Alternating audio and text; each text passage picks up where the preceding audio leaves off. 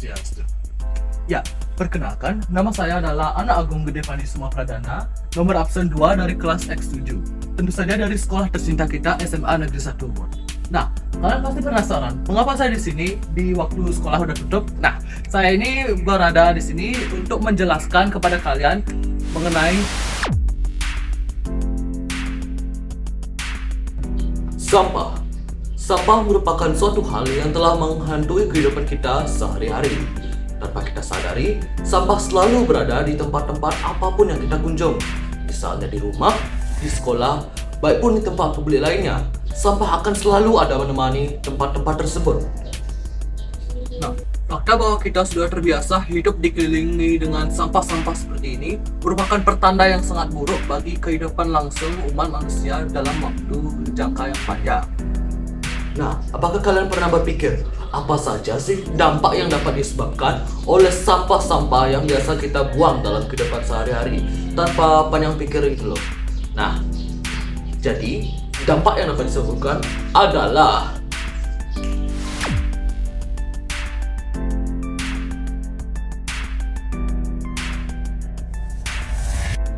sampah yang dapat mencemari lingkungan kita. Tentu saja ada banyak, baik itu dari sampah organik, anorganik maupun B3. Nah, salah satu jenis sampah yang paling sering kita dapat temui di kehidupan sehari-hari itu adalah sampah plastik. Sampah seperti tas plastik, botol plastik, dan juga kemasan makanan lainnya merupakan beberapa contoh dari jenis sampah yang bisa kita ketemukan di mana-mana saja, baik itu di rumah, di sekolah, dan lain-lain.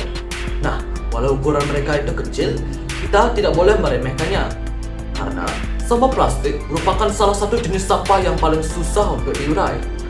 Waktu penguraiannya bisa dimulai dari ratusan hingga ribuan tahun.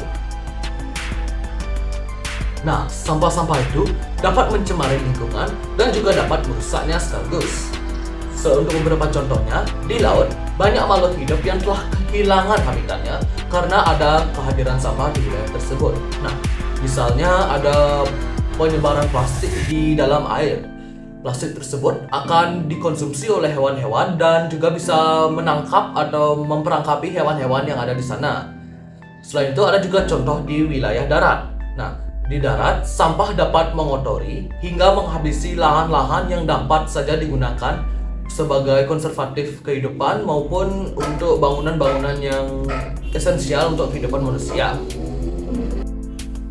Nah, kalian percaya nggak sih sampah sekecil ini itu dapat menyebabkan dampak sebesar ini tau?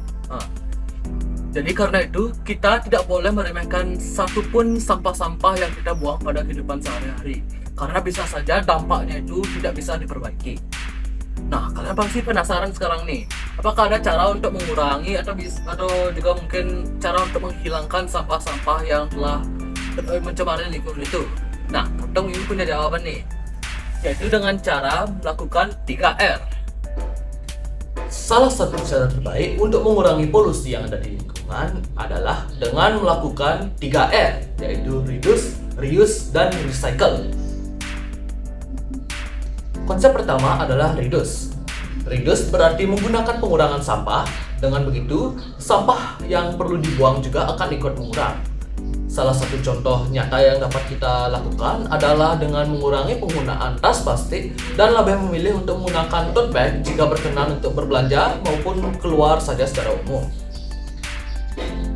Setelah itu ada konsep reuse. Reuse berarti menggunakan kembali sampah yang telah kita gunakan dan tidak membuangnya secara langsung. Nah, misalnya jika kita punya tas plastik itu, kita tidak perlu membuangnya secara langsung. Misalnya setelah kita selesai memakainya, kita bisa menyimpan untuk digunakan di lain waktu.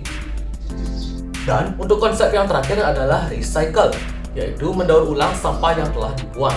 Nah, salah satu contohnya adalah kita bisa menggunakan sampah-sampah seperti botol plastik untuk membuat kerajinan-kerajinan seperti vas bunga atau juga wadah pensil.